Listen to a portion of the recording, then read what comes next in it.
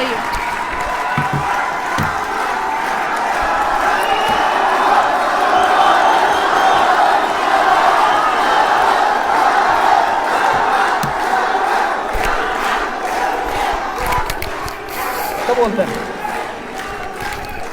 akka booltan nagaa qabdu fayyuma warri Riverside nagaa qabdu Brooklyn Parko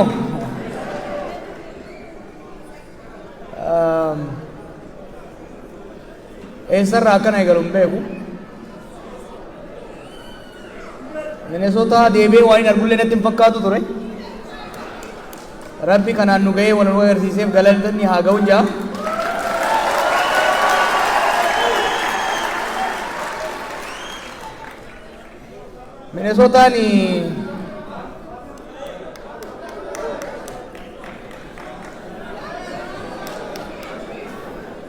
Minnesota is home. It's not just home.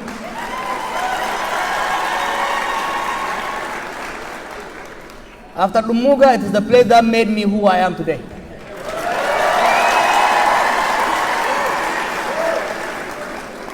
Ummanni kun hedduun keessan kan hin fuula beeku.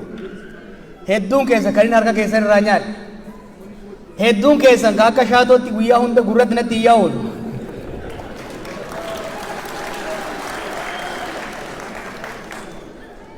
We go way back, yeah? We go way back. Bara dargaggeessa turre bara afroo dullumaa osoo hin ta'in afroo gurraattii gaafa qabaachaa ture yeroo OILC jennee dhufne qixxeessuuf osoo hin dulloomin obsaan silaan dulloomu jechuudha amma doktara miti gaafa nan beekin osoo nan beekin Stanford yeroon turetti dargaggoota gurmeessine jennee waggaa kaanu nama haa ta'u bineensa kiyya osoo hin beekin karoora nan deemuu san narraa fuutanii Waldaa dargaggoota Oromoo jaaruu irratti aduu keessatti makiinaan wajjin dhugaa turtan. We started from there. Yeroo namni keenya waliin gaarreeffatu ture. Yeroo namni keenya akka malee wal shakku ture. Yeroo mooraan qabsoo Oromoo akka malee naafooftee laamshooytee turte keessatti dardara maraataa tokko kanama tokko Ameerikaa keessaa hin beekne hangaafan Ameerikaa dhufu Oromoo nama jedhamu namuma tokko hin beekun ture Minnesota dhiisatti xalayaa barreessee facaasee irratti hundaaftanii na bira dhaabattan jechuudha.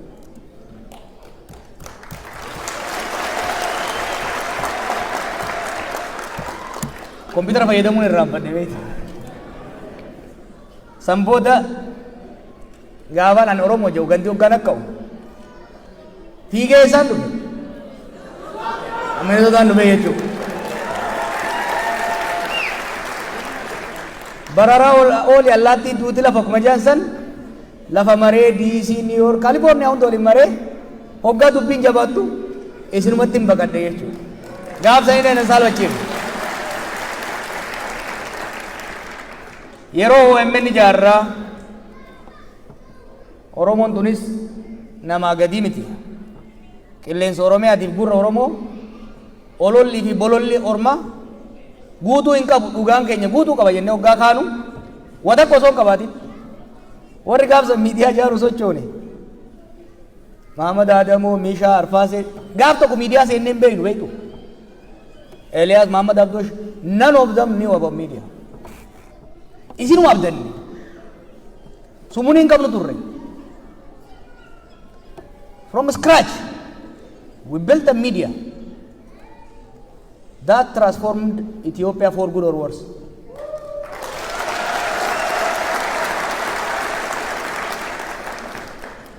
Isinumaa fi Rabbiin hojjenne jechuudha.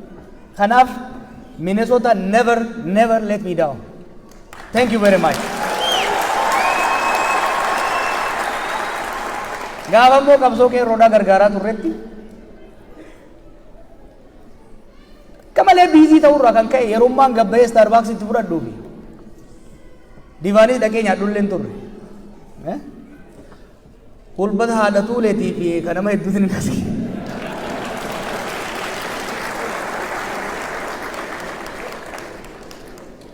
midhaan guuramee osoo nyaadhu arban ga'ee beeytan asitti. I truly love you. It was incredible.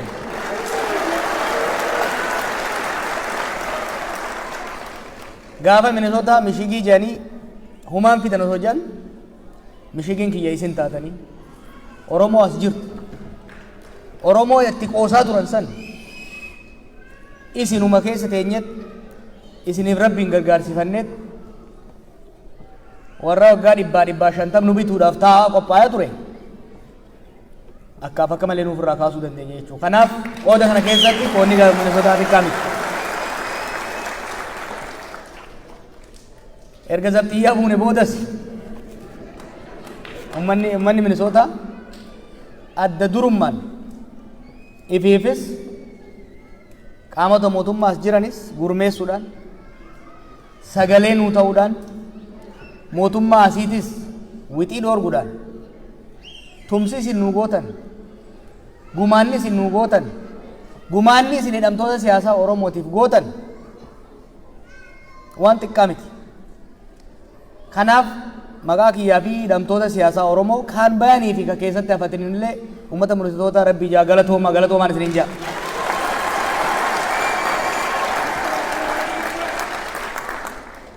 Cimina keessaniin bakka bu'oonni biyya kana keessa jiran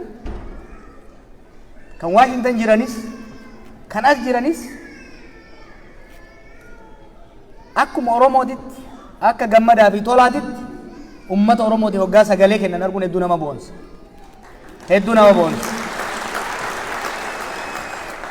Senator Tina Smith, Senator Amy Klobuchar, Dean Phillips, Representative Betty McCollum, Representative Elan Umar, kan unu bira turte isinis dalwa teenya dal Somaalee.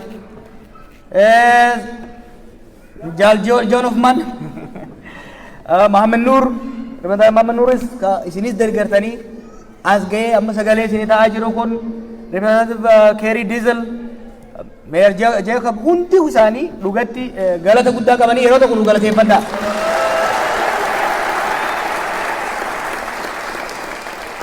On behalf of the Oromo people, particularly the Oromo political prisoners, I would like to express my appreciation. I'd like to say thank you to different government officials of Minnesota, representatives in Washington, D.C., and in Minneapolis, in St. Paul, for speaking for us, for standing with us, because you were our champions. We owe you. Thank you very much.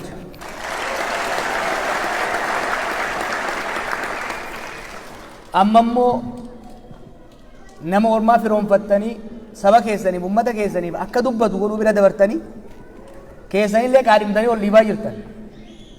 It's incredible.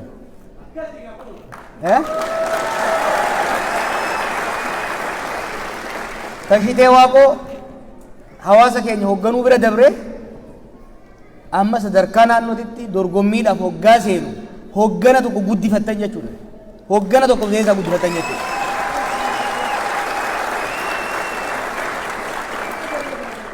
Amaanee michoo xiqqoo ooyaa keessa turte hoggansa ooyaa irraa kaatee Washington DC turte amma immoo bifa kanaan hoggaa dorgomtu arguun ummanni Minnesota bu'aa isaa agarsiisaa jechuudha.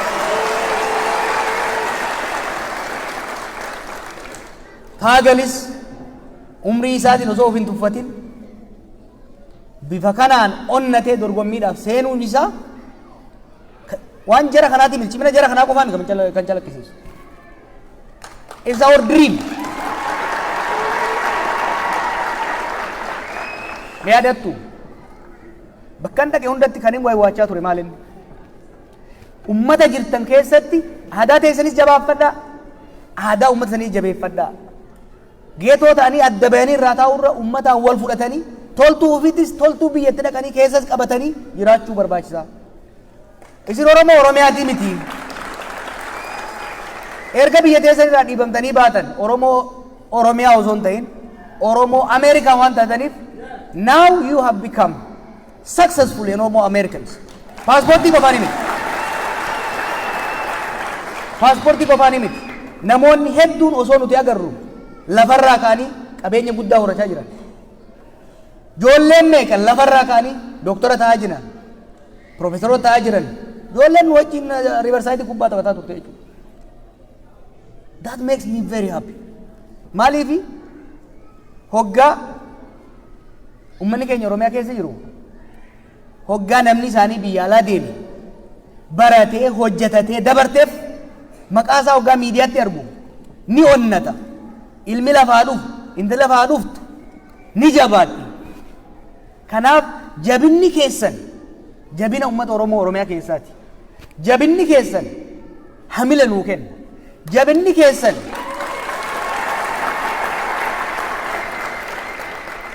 jabinni keessan tokkummaan keessan jaaramuun keessan nuuf irree guddaadha. Kaleessan Facebook irratti argina fakkaate.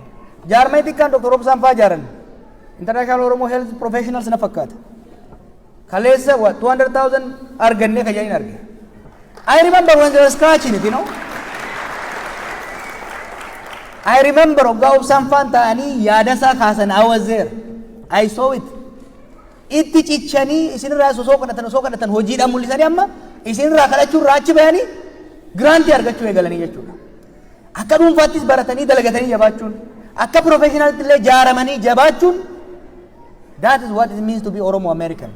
It's not the passport. It's not the passport. It is the success story. The success story as individuals, as community, as a team. When you are successful, when you shine in your profession, you shine on our story. Sinigala Oromo.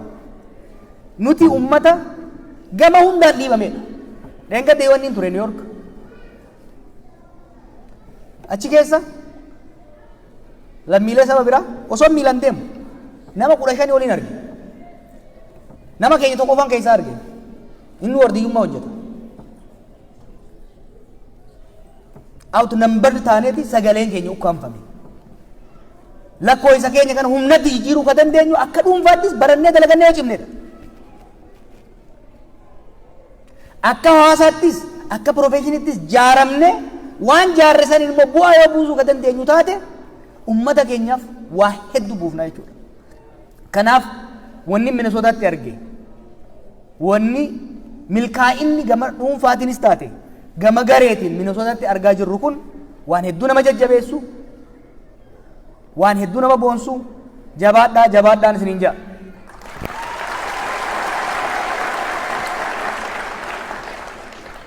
Waan irra geenyeef akka mataatti waan irra geenyeef galata hedduu namarraa qaba.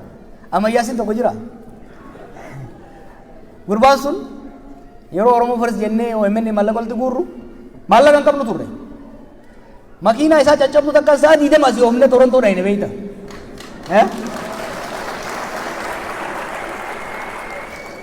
Jawween jira jawwee.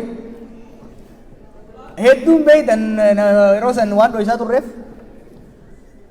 kophaan mana tokko keessa galee halkanii guyyaa achumaa dalaga ture. Boodigaardiin kiyyaas, shofeerri kiyyaas, ka huccuu naa fiduus, ka hunda naa godhu gurbaa jawwee jedhamu tokko ture. Naa galateeffadhaa. Hassan Jawwee fi Saartuu maatiin sun for 4 years diinni akkaan boodigaardii hedduu qabuu fi keefii guddaa keessa sibiilaan marfamee taa'utti fakkaata ture. Jawween mukaa caballee hin qabu ture garuu he was my security at all times.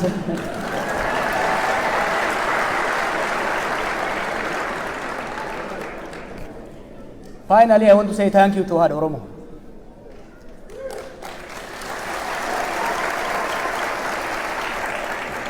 Arfaasee Gammadaa Jaala Qabsoo gaafa zeeroo irraa eegalleerra waliin eegalle hojii ajaa'ibaa hojjetaan hojiin turte waggoota lamaan dabre kanatti qofa osoo hin ta'in erguma Oromoon dhalateemu I don't remember ever changing a diaper. I don't remember.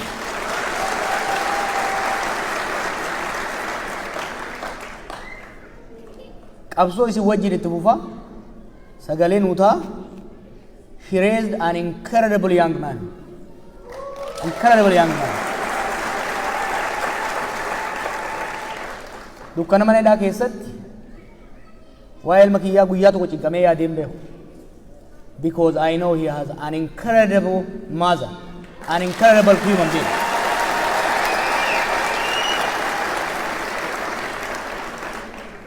Yeroo tokko naa galateeffadhaa. Isinirraa inarraa galata qaba.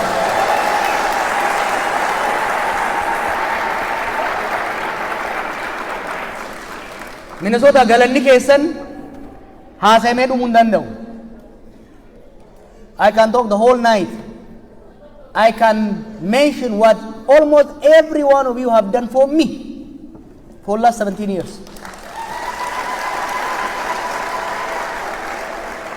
Galata keessa rabbummaan haa galchuun jaa.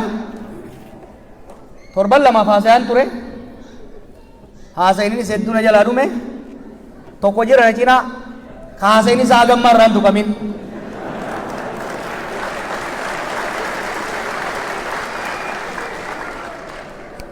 Baqqalaa Garbaa isin akka hoogganaa keessaniif beeytan. Ani akka hoogganaa kiyyattis akka jaala qabsoottis akka halaqaa kiyya mana hidhaatti isin beekaa jechuudha.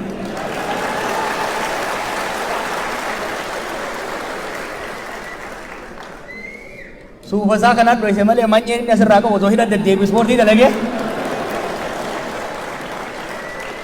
galgala isaa jeetti poolisiin dhufee qarqama hoggaanu godhe rabbiif isa jidduu jirti jechuudha lubbuun tiyya.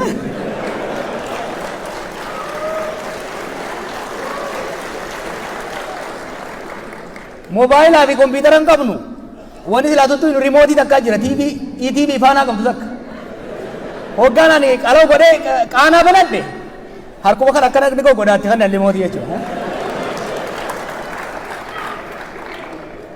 Baqqalaa jechuun nama addaati. Manni hidhaa akka malee ulfaata. Mana hidhaa keessa nama tokko wajjin sa'a 24 nama keessa argee beeku. Namni nama ifachuu miti nama ni jibbita ni maraatta nama wajjin sa'a 24 arguun ifuu si jibbisiisa ifuu arguun angooyyaa Daawitiin ni jirti si milan. Baqqalaa wajjin waggaa tokkoo fi ji'a jaamoo torba turre guyyaa tokko osoo nuffin gorsa isaatiin eeba isaatiin natti qabachuu didde malee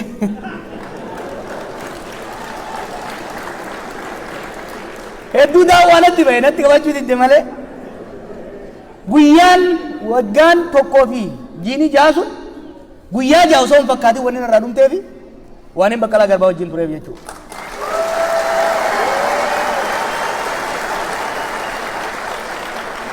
Here you have not just a leader. Hoogganaa kiyya kaabaa keessa waan jiruuf kan inni siin jedhu. With Baqqalaa you have not just a leader.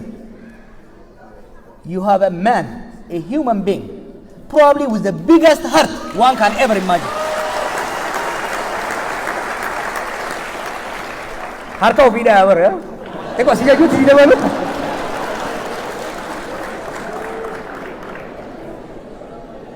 I was blessed. Du'aa'ii teessan du'aa'ii shaatoo faatu manguddoo asiitiitu asii na fuudhee galchee na hiisise immoo ijaa sirraan qabaa beekaa. Thank you for Baqqalaa for all you have done for me. Thank you very much.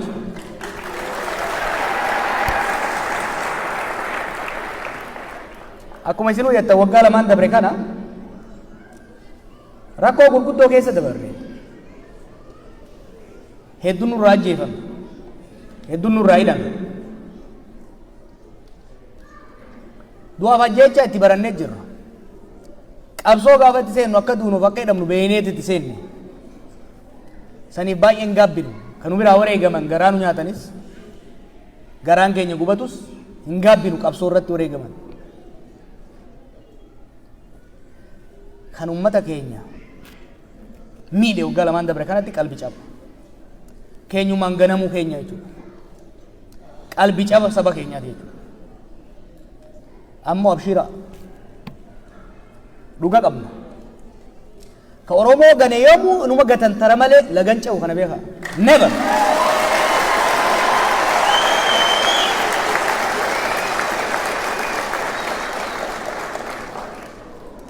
Ummata dhugaa qabu. ummata haqa qabu waan ta'eef ummata bolola wayiitu hin qabne ummata ifii beela'ee ollaa nyaachisu waan ta'eef warri isatti shiratate warri isa miidhe hundi booddeen isaanii salphina qaaniidha kan ammoo qabatamaan rabbiin tursee azaaba afaan nama gubaa zamana dursan amma asumatti dachuu warra nama agarsiise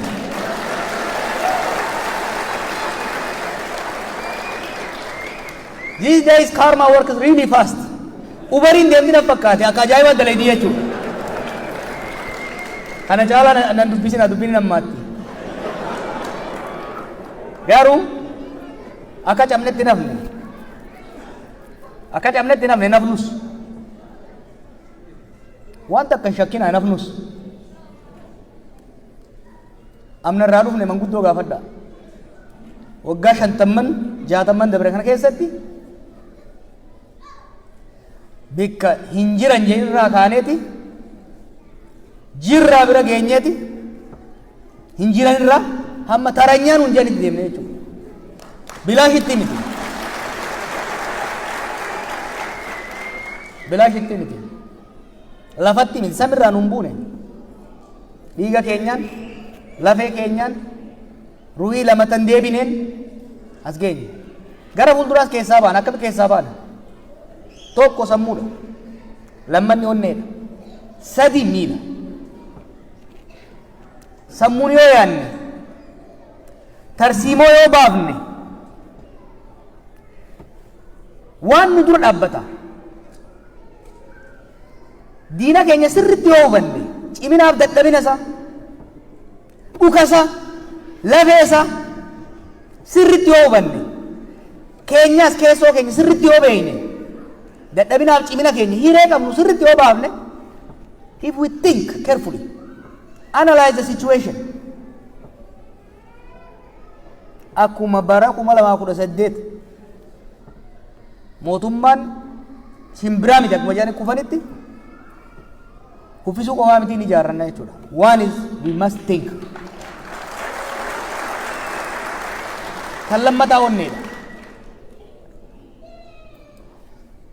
saba keenya yoo dhugumaan jaalanne dhugaa isaa sirritti yoo dhugeessineef ummata keenya yoo jaalanne idea ummataatii miti the real people gammadaa fi gammannee qe'ee keessa jiran Hasaniif Abdurroo qe'ee keessa jiran ummata keenya dachirra jiru san yoo jaalanne laalaan isaa yoo nu laalesse if we truly care sadaffaan waan yaanne sanii fi laalaa ummata keenyaa qabnu san yaannee mataan zawnu jee yoo rafuu baanne ummata keenyaaf naanee callimnee boonyee yoo ta'uu baanne naatoo qabnu san yaada keenya wal simsiifnee tarkaanfii yoo fudhanne keessaa ni baanne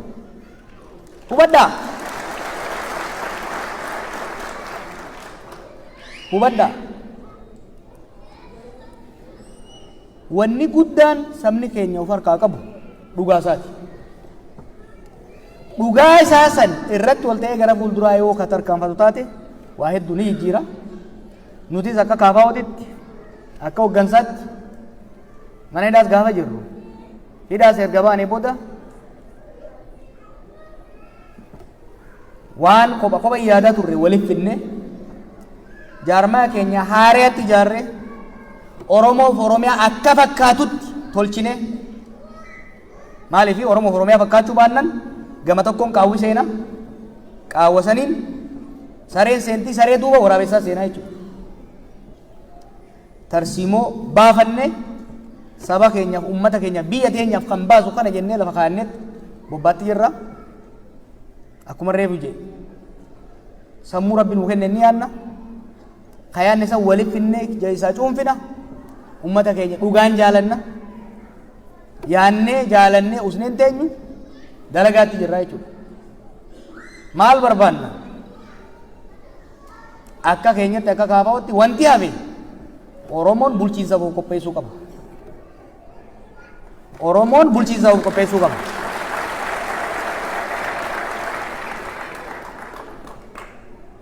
ufii dadhabanii rabbiin sababan.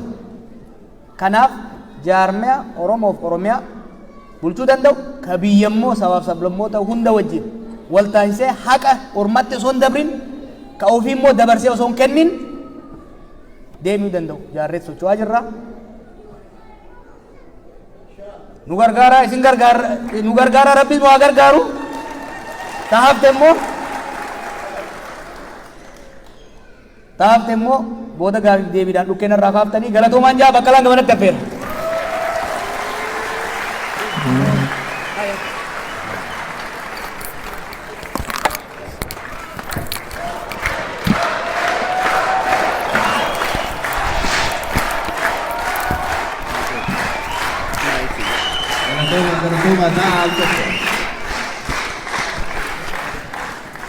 Akka gaafa kora keenyaa tokko osoo dhaabbadhu akkan duratti kufee isin naasifnee fi asuma taa'ee yoo naasa isinii wayya jennee taane.